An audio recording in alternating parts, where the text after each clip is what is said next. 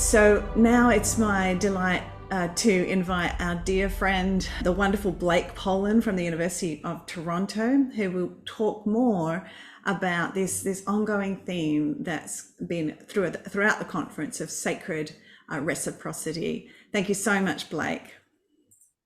Thank you, Susan, and what a delight to take all of this in, and an honor and humbling context of the what we've just heard. It's hard to know in some ways how to follow from what we've just heard. So thank you so much for curating such a beautiful and impactful space for us to explore these important themes.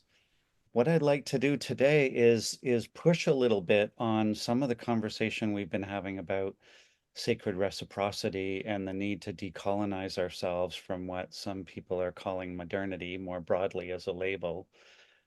And whereas sustainability is often framed as a technical or a political or behavioral or an attitudinal issue, I start with this question of what if sustainability is in fact a relationship problem, having fallen out of right relationship with ourselves, with each other, with the more than human world. And this, of course, is not something new. It's something that's been broadly pointed to by what has been called the relational turn in sustainability science that has been so well mapped out by Simon West and colleagues in this and other papers. And it's one that's pointed to frequently by our Indigenous colleagues who talk about the deeply relational worldview that inhabits most Indigenous worldviews.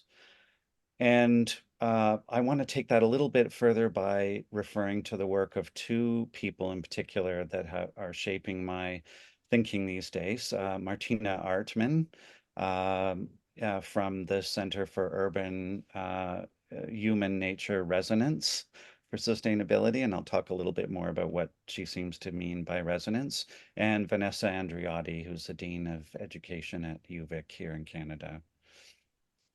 So I wanted to point to some of the work that Martina Artman has been doing. She takes as her point of departure calls for a relational turn in sustainability, and combined with Indigenous worldviews emphasizing the need for living in sacred reciprocity.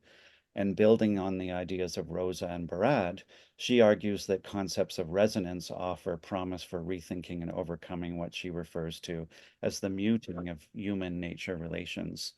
So, following Rosa, she posits that resonance of this kind presupposes four things.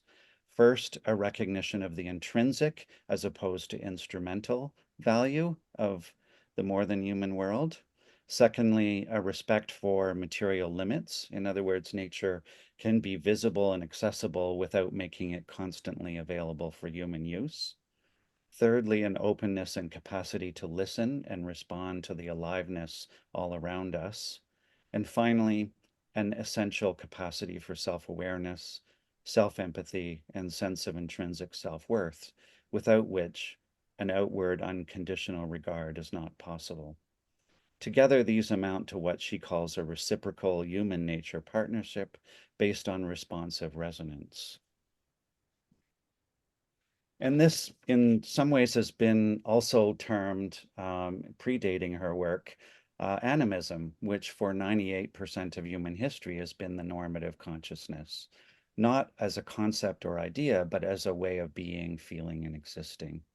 It's really only in the last 500 years with enlightenment, as we heard earlier in a presentation, that this notion of dead matter has become dominant and consonant with the emergence of a form of Western modernity that normalizes ownership and appropriation of nature as a vehicle for the sickly concentration of wealth as an end in itself.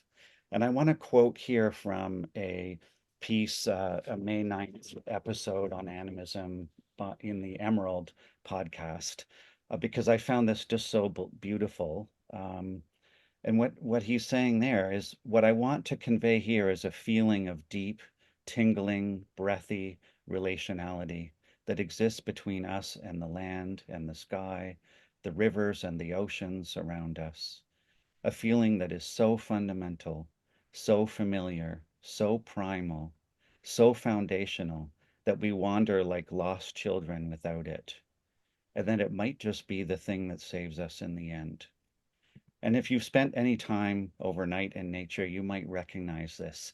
It's where nature ceases to be a backdrop, ceases to be scenery, and becomes the mythos within which you move, think, and breathe, where you interact with that world directly. Being becomes something that is an agreement somehow between you and the world, a confluence, a meeting place where everything is alive.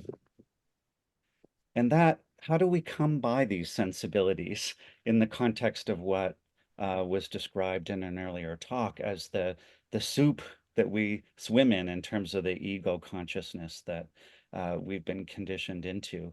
In my own case, it was somewhat accidental. It was the result of coming to care for and eat from a permacultured yard that we took a 1950s bungalow and took into a vibrant food landscape.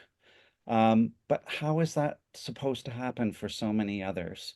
When we live in this house that modernity built, as Vanessa Andreotti and the Gesturing Towards Decolonial Futures group describe it, with all of its fallout and collateral damage, and furthermore the affective elements that sustain and inhabit modernity and that inhabit us, the ways in which manufactured scarcity and fear translate into compensatory desires for accumulation, safety, and control, and predictability, and perceived entitlements.